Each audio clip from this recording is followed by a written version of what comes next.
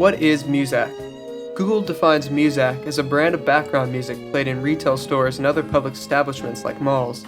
But the name Muzak also refers to any bland, pre-recorded background music heard in elevators and other public places. If you've ever been to a mall, Sears, Kmart, or any elevator that has music, then you probably heard Muzak without even knowing it. The reason you probably haven't noticed it before is because Muzak is scientifically constructed of innocuous and insipid music that is calculated not to offend anyone. Selections are carefully calibrated to the demographics of the target audience so that every age, sex, and ethnic group will be equally happy and satisfied. Nowadays, stores have shifted away from playing Muzak or background music towards playing popular top 40s pop music or foreground music. But where did Muzak originate? Technically, the actual Muzak brand went bankrupt in 2009 and lost its name in 2013 after new owners moved in. But Muzak set the stage for almost a century of bland instrumental music that has been pumped through the speakers of almost every retail store and mall in America. The concept of background music, or Muzak, can attribute much of its popularity and development to a French composer named Eric Satie. He said his piece, Furniture Music, was meant to be played as if it did not exist, and to be nothing but environmental noise.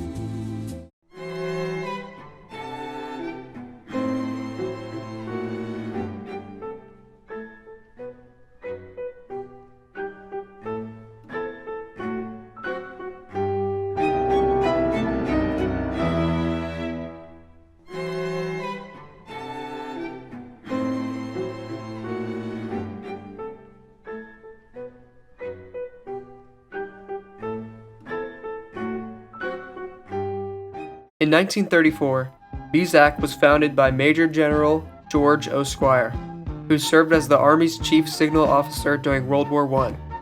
During World War I, Squier used electrical power lines to transmit phonographic music over long distances without interference.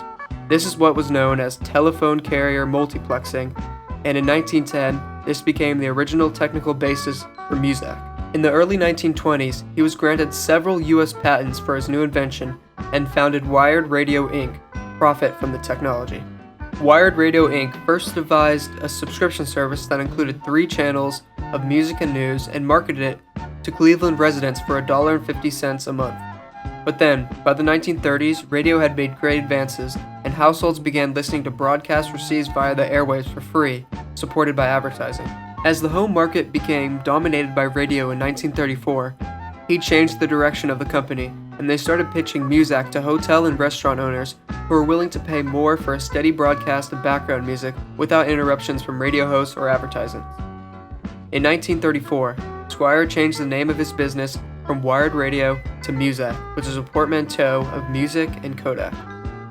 He was intrigued by the made-up word Kodak being used as a trademark, so he took the first syllable from music and added the "ak" from Kodak to create the name Muzak, which became the new name for the company. In 1937, Muzak was purchased from the North American company by Warner Brothers, which expanded it to other cities. It was then bought by entrepreneur William Benton, who wanted to introduce Muzak into new markets like barbershops and doctors' offices. In the 1940s, backed by research indicating that music had a psychological influence upon behavior, Muzak patented a stimulus progression technique, where 15 stretches of background instrumentals were arranged by tempo to match an optimal work speed, which were meant to give the listener a boost of productivity over the course of an hour. Even though the science of the stimulus progression technique remained uncertain, the company still promoted the merits of implementing Muzak in the workplace, and the product grew in popularity. And according to surveys done by the company with their early clients, only 1.6% of employees found the background noise distracting. Muzak executive David O'Neill is quoted as saying, "When the employee arrives in the morning, he is generally in a good mood, and the music will be calm. Towards 10:30, he will begin to feel a little tired, tense, so we give him a lift with the appropriate music.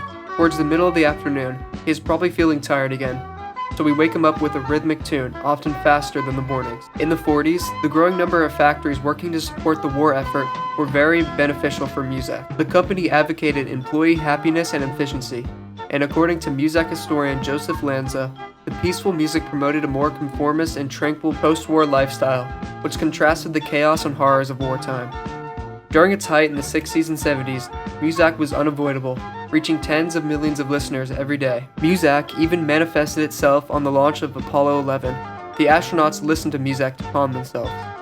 In addition to being played in space, Muzak was also heard in the White House. According to Pierre Salinger, John F. Kennedy's press secretary, the president does have some Muzak played on his plane.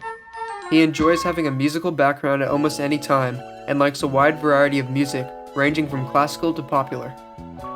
Unfortunately for Muzak, the stimulus progression technique was phased out for quantum modulation, a system of organizing music that was not designed to amplify one's productivity, but playlists were composed to keep audience moods stable with songs of similar character.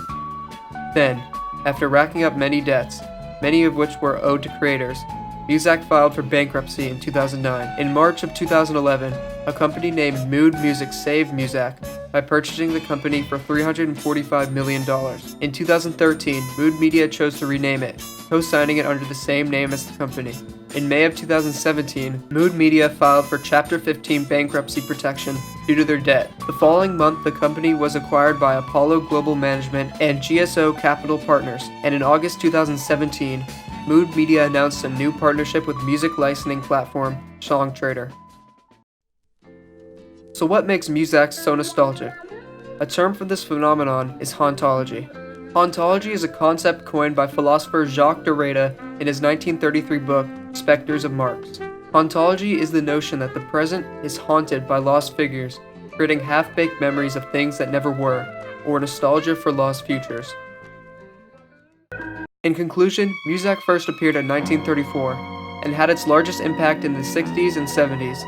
Yet the influence of Muzak lives on, materializing itself in all kinds of retail and other kinds of ambient music, and the musical techniques used are similar to techniques used in corporate music today, which is music far more soulless than Muzak, used vaguely as propaganda campaigns by tech and oil companies in order to convince the public that they support ecological activism, or in training videos that employees are forced to watch.